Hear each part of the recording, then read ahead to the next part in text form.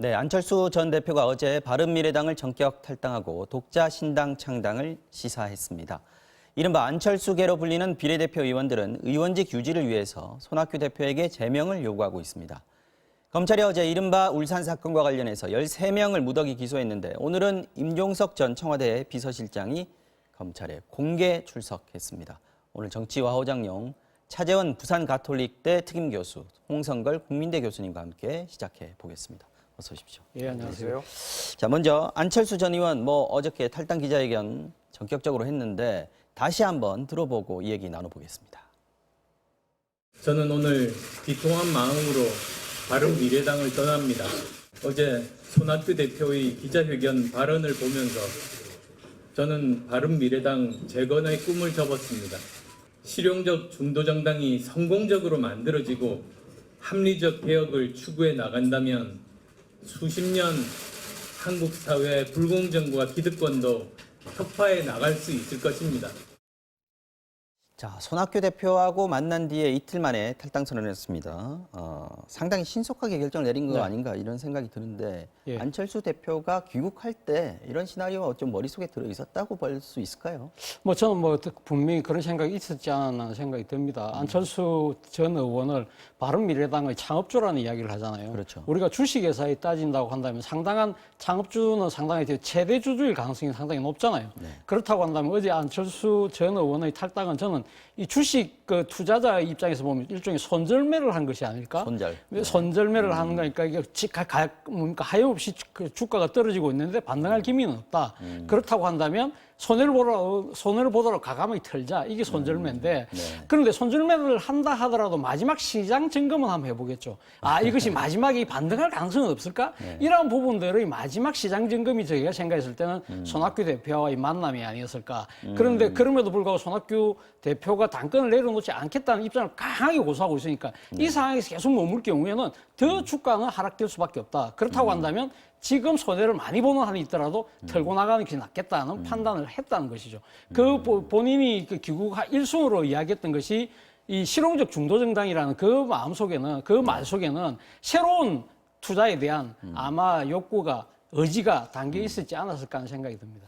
그러니까 바른미래당을 실용적인 중도정당으로 탈바꿈시켜서 어떤 재창당 수준의 리모델링을 하는 거는 이제 끝났다라고 보면 될 것 같고, 그렇다면 이제 독자적으로 신당을 창당해서 이거를 실용적 중도신당으로 만들어야 되는 건데 지금 굉장히 험난할 것이다 이렇게 예상하는 분들이 많이 있습니다. 교수님 생각은 어떠세요? 예, 그렇죠. 지금 차 교수께서 아주 재미있는 비유를 하셨어요. 네. 좀 아주 동의하는데 마찬가지로 그러면 이제 신규 투자를 해야 될 거 아니겠어요. 근데 뭐 기존에 있는 걸 지금 사는 게 아니라 신규 상장을 시켜야 되는 지금 상황이 된 지금 거예요. 집기도 새로 사야 되고요. 그렇습니다. 그래서 이 신규 상장은 이건 더 지금 하는 것보다 훨씬 더 어렵죠. 그러니까 지금 말씀하신 것처럼 상당히 어렵고요. 그런데 자, 과연 이러한 선택이라고 하는 것이 지금 이 시점에 좀 바람직할까 하는 생각을 좀 해보게 됩니다. 그래서 뭐 가능성 여부는 차치하고라도 대단히 어렵다고 하는 것은 우리가 뭐 정치 전문가들은 다 아는 얘기인데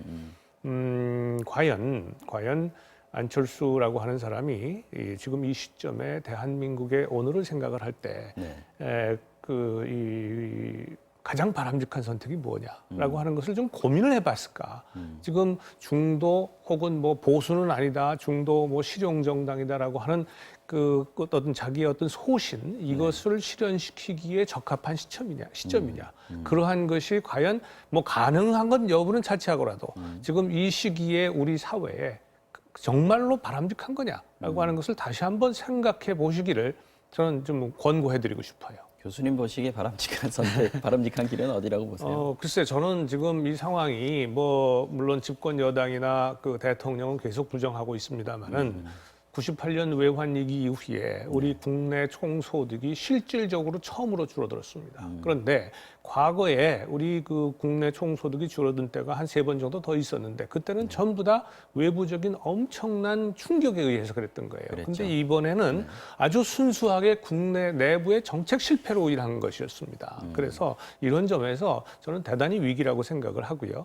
소득주도 성장이라고 하는 정책을 계속 지금 3년 가까이 끌어오고 있는데 그 그 가장 혜택을 입어야 할 가장 밑에 저 소득자, 저소득층 20%가 지금 7분기, 8분기째 계속 줄어들고 있는 거예요. 그러니까 이런 어려움 속에서 경제적 어려움이 제일 커요. 뭐 다른 건 차치하고라도. 그렇다면 대한민국이 어디로 갈 거냐라고 하는 걸 생각을 해봐야 될 거 아니겠어요? 그리고 그러다 보니 모든 것을 전부 다 이제 정부가 책임져 준다는 방식으로 나간단 말이에요. 모든 분야에. 그거는 저 같은 뭐 어떻게 보면 시장 경제를 중요하게 생각하는 사람 입장에서는 이거는 시장 경제가 아니라 사회주의로 가자는 거다라고 하는 위기 의식이 있단 말이죠. 정치하는 사람이라면 다 이런 위기 의식이 있을 거예요. 그렇다면 안철수 혹은 뭐 유승민 다른 분들 다 똑같은 거예요. 지금 입장에서는 소위 자유민주 세력이라고 하는 그 연대를 통해서 우리 대한민국의 자유민주주의를 수호하자는 것이 훨씬 더 커야 되지 않느냐. 뭐 이것은 제가 판단할 때는 이게 훨씬 더 시급한 과제다. 그렇다면 뭐 중도 실용이다 혹은 보수는 아니다라고 하는 개인의 어떤 호불호, 정치적인 어떤 취향 혹은 정치 가치 이것이 지금 중요한 때가 아니라 대한민국의 생존이 더 중요한 때가 아니겠는가. 결국 이제 반문재인 정권 투쟁의 대열에 합류를 하는 것이 안철수 대표도 맞는 선택이다 이렇게 그걸 보신다는 꼭 거죠? 반문뭐라고 이렇게 표현할 필요도 없고요. 혹은 네. 보수 통합이라고 저는 표현할 필요도 없다고 생각을 해요. 지금은 자유민주주의 대한민국을 살리자라고 하는 것이 지금 통합을 얘기하는 사람들의 공통적인 가치 아니겠어요? 어쨌든 대한민국이 없는데 거기에 무슨 보수주의가 어디 있고 거기에 무슨 이 다른 뭐가 어디 있겠습니까? 다른 가치가 어디 있겠어요? 중도 실용 대한민국이 있고 나서 얘기죠. 현재 진단에 대해서는 지금 홍성철 교수님께서는 굉장히 비판적으로 바라보셨기 때문에 이런 얘기를 하실 수 있는 것 같고요. 이 어떻습니까? 만약에 창당을 한다면 안철수 전 대표 같은 경우에도 정치적인 어떤 세력 같은 게 필요한 거고 지금 현재로 봐서는 원내는 7명인데 그중에서 6명이 비례의원이에요. 만약에 그대로 남아있지 않고 그냥 탈당을 해버린다면 의원직을 잃는 거란 말이죠. 그렇죠. 그러면은 안철수 전 대표 같은 경우에도 손해가 될 것이고 총선에서도 직접적으로 손해를 보게 되는 거고. 그래서 비례의원들 같은 경우에는 지금 이제 손학규 대표한테 제명을 시켜달라 지금 이렇게 요구하고 있네요.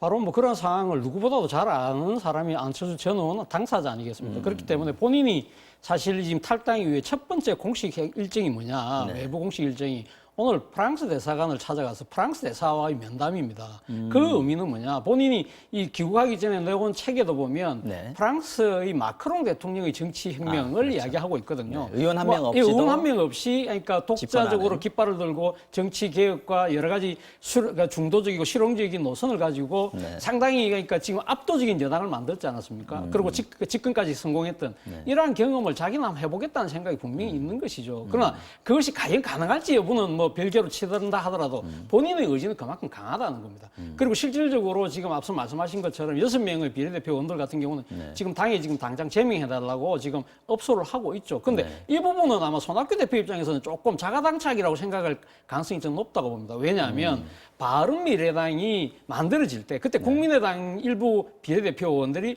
평화민주당, 민주평화당으로 떨어져 나갔잖아요. 그분들 중에 상당수가 몇 분이 안 왔는데 그때 이분들이 바른미래당 지도부, 그때 당권파인 안철수 전 의원에게 제명시켜달라 했는데 그건 정당정치 위배된다고 제명을 안 시켜줬거든요. 그리고 지금 상황이 바뀌니까 지금 그런 요구를 한다? 그럼 손학규 전 대표 입장에서는 그때는 맞고 지금은 틀리다는 거냐? 이런 식으로 어떻게 이 자기 편리대로 이렇게 정치를 생각하느냐, 그렇게 공격을 당할 수 있다. 그런 측면에서 본다고 한다면 안철수 전 의원 입장에서는 이 6명의 그 당직 여부에 대해서는 크게 개념치 않고 자신의 길을 가겠다는 그런 의지를 좀 더 오늘 그렇게 분명히 나타낸 것이 아닐까 하는 생각이 듭니다. 근데 그 문제에 대해서는 간단하게 제가 덧붙이고 싶은데 이 바른미래당의 당원 당규가 재밌는 게 있더군요. 그 보도를 보니까 그 의원총회에서 3분의 2 이상이 제명 의결을 하게 되면 그러면 제명을 하게 돼 있습니다. 이게 대표 혼자서 결정할 수 있는 문제가 아니라는 거군요. 그러니까 의원총회에서 3분의 2 이상의 의원들이 우리 제명시킵시다라고 하면 제명이 돼버리는 거예요. 근데 문제는 손학규 대표의 계열 혹은 손학규 대표와 같이 가는 의원이 거의 없다는 거죠.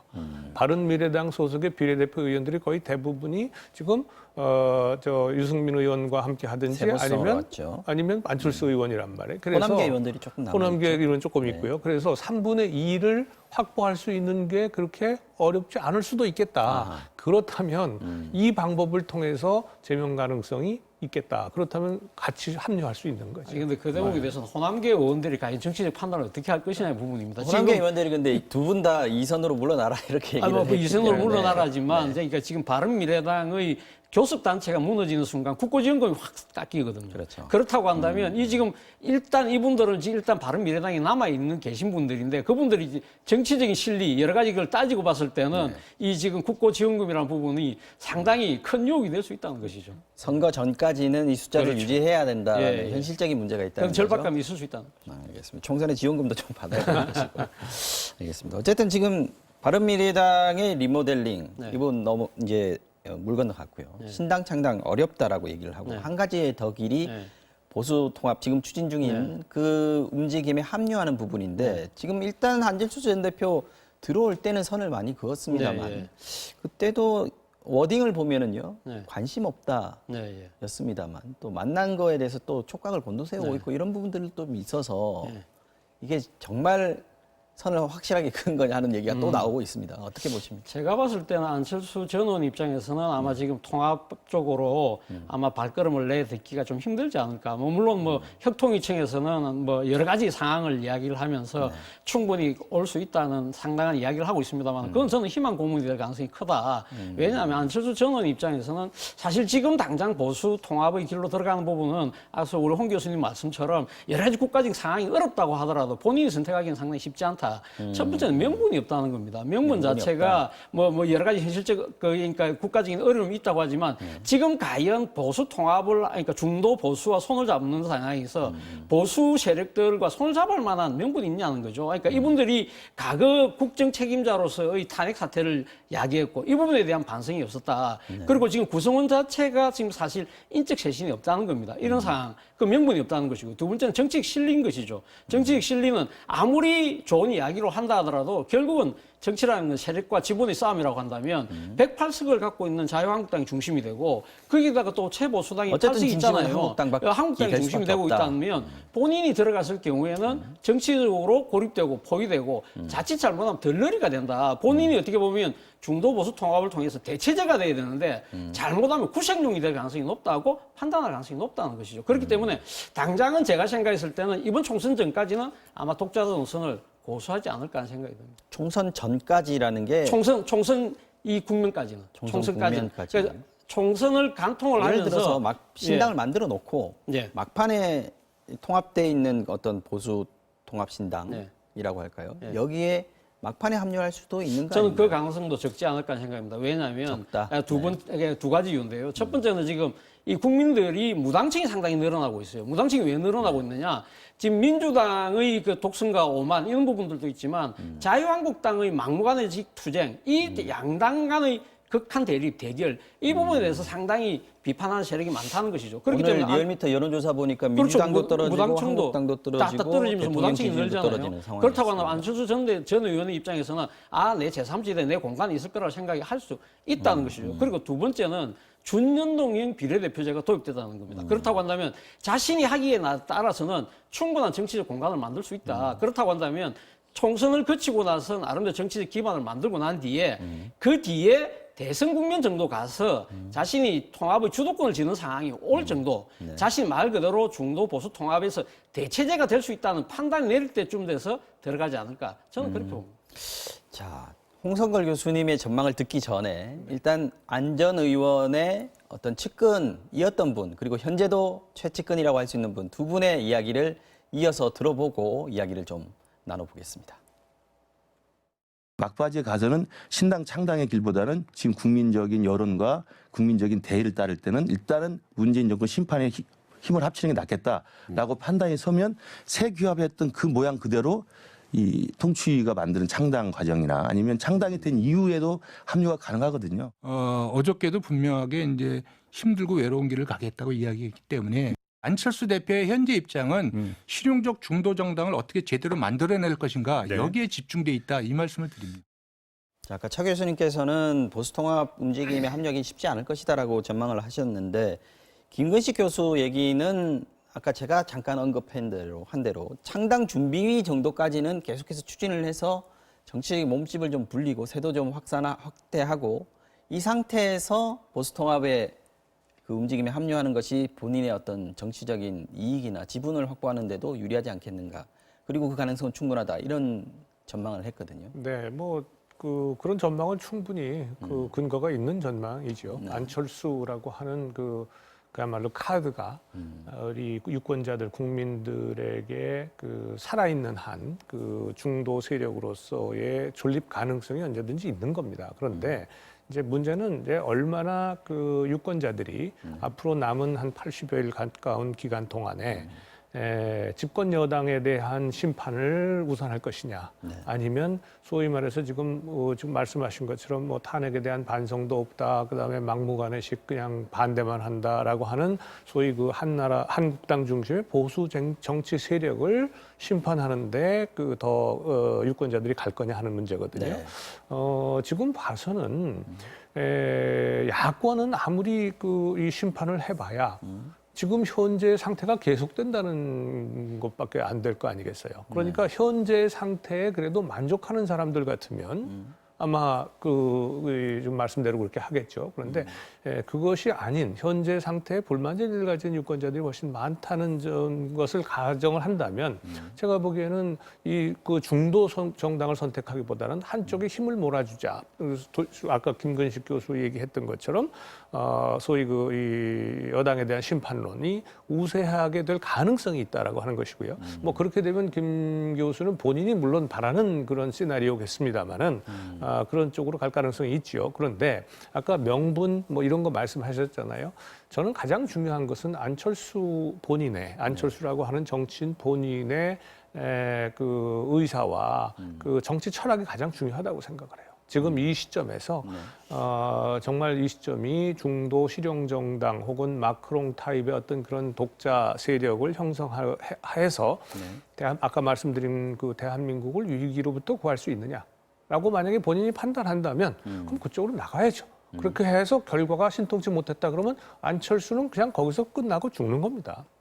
역사는 그런 거예요. 마지막으로 그렇습니다. 거의 이게 만약에 독자로 한다면 그렇죠. 마지막이거든요. 그래서 그런 길을 갈 거냐 아니면 이건 그거보다는 지금은 힘을 합쳐서 대한민국을 살리는 게 우선이다라고 판단을 해서 갈 거냐 하는 그 선택을 본인이 하는 겁니다. 그 다음에 명분은 얼마든지 만들어낼 수가 있는 겁니다. 그리고 그 명분을 가지고 국민을 설득하는 거죠. 그게 정치인들이 하는 방식입니다.